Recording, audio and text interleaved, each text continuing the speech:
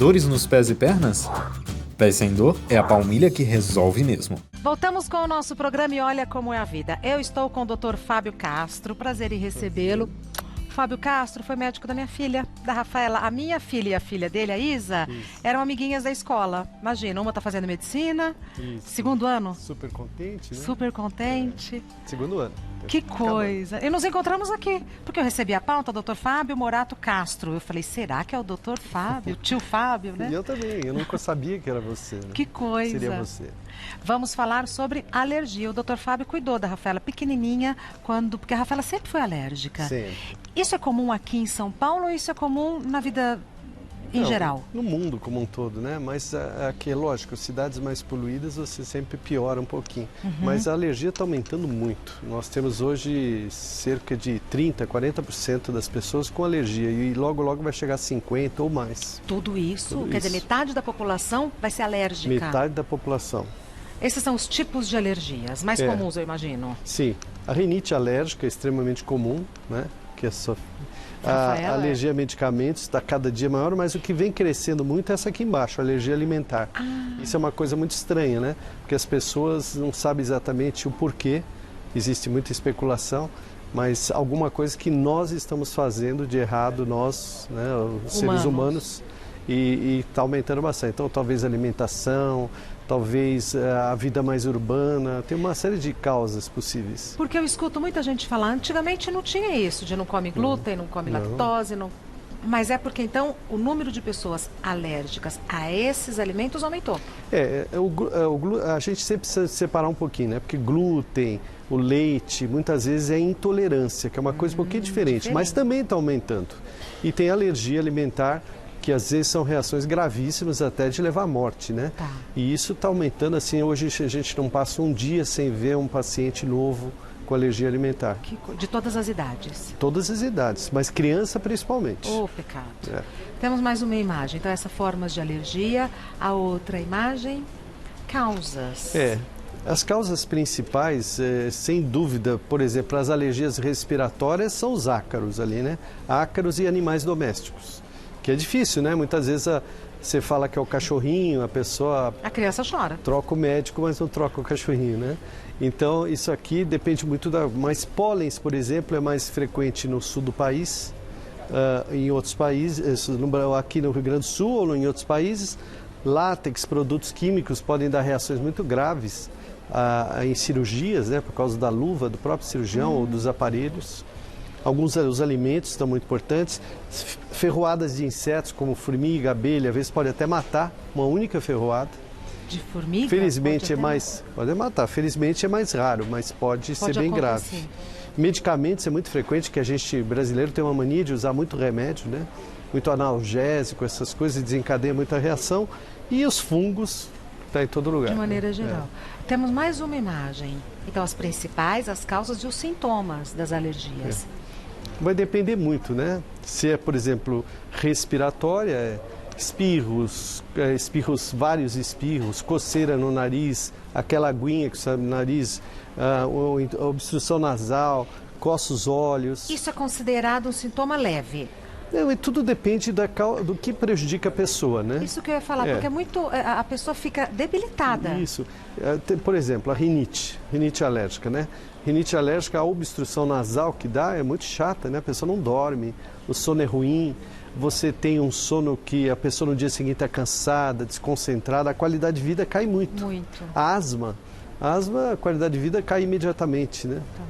Então depende muito a coceira nas urticárias, que também é bastante frequente. A coceira é insuportável, a pessoa não consegue dormir. E o mais grave de todos, a reação anafilática ou o choque grave, que aí pode levar à morte. E você pode ter pelo látex da borracha, pelos insetos, pelos venenos de insetos, você pode ter pelos alimentos e pelos medicamentos, que são muito comuns. Perfeito. Vamos então aos mitos e verdades sobre esse assunto.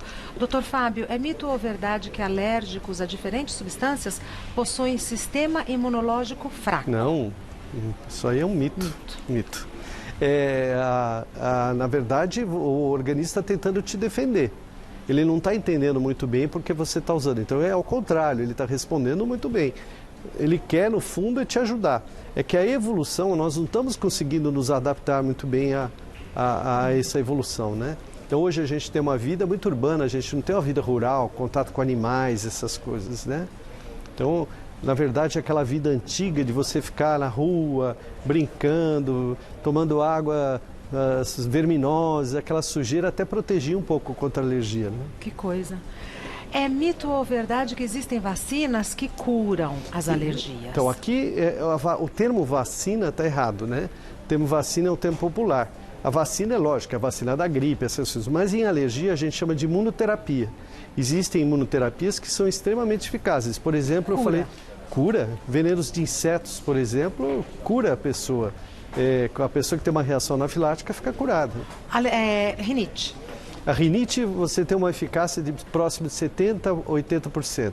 Que é muito bom para quem sofre de rinite. rinite. Excelente, a qualidade de vida melhora. Tá. É mito ou verdade que depois de adultas as pessoas não desenvolvem novas alergias? Não, isso é errado. As pessoas desenvolvem sim, muitas. Por exemplo, cosméticos.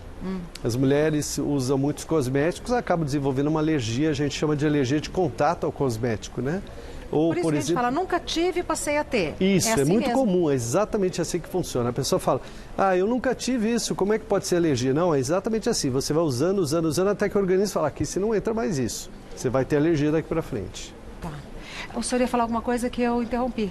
Acho que não. Era isso? Tá. É mito ou verdade que todos os medicamentos antialérgicos não dão sono? Não, isso é um mito.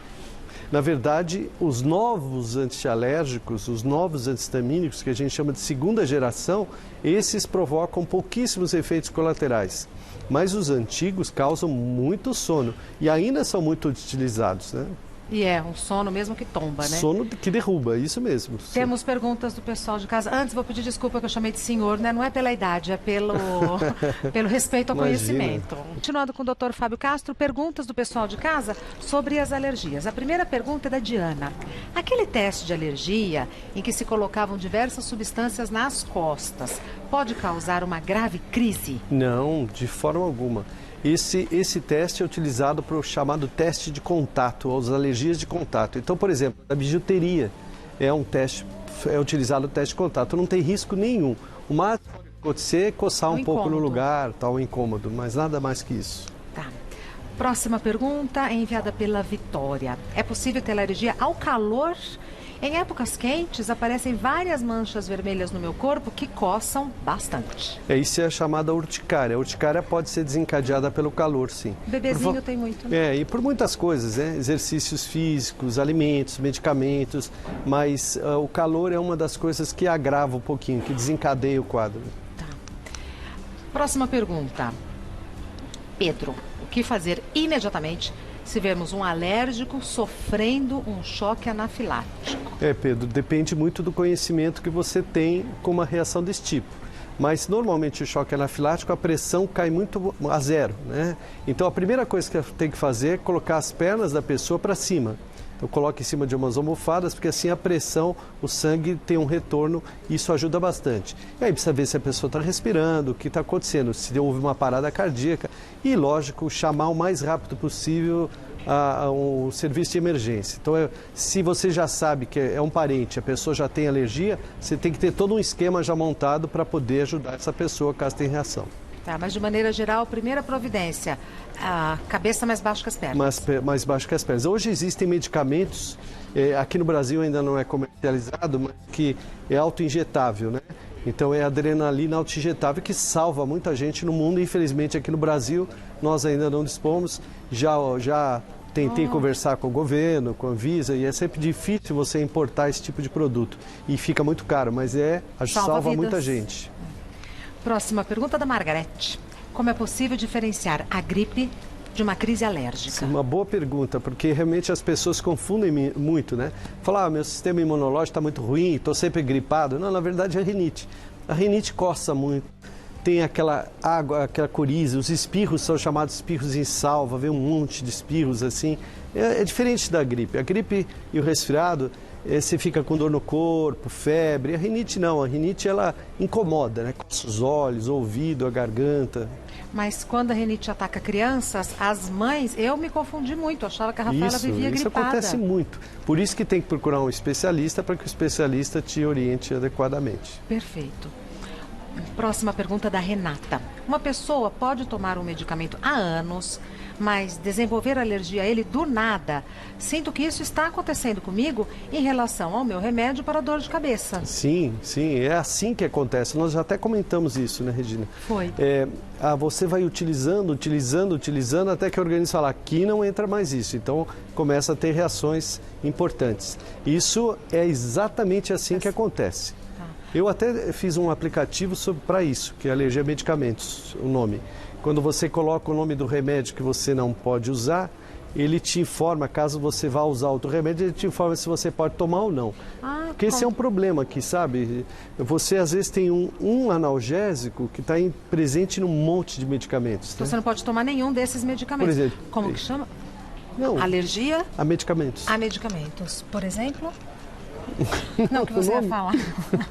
Não, por exemplo, a dipirona, por exemplo.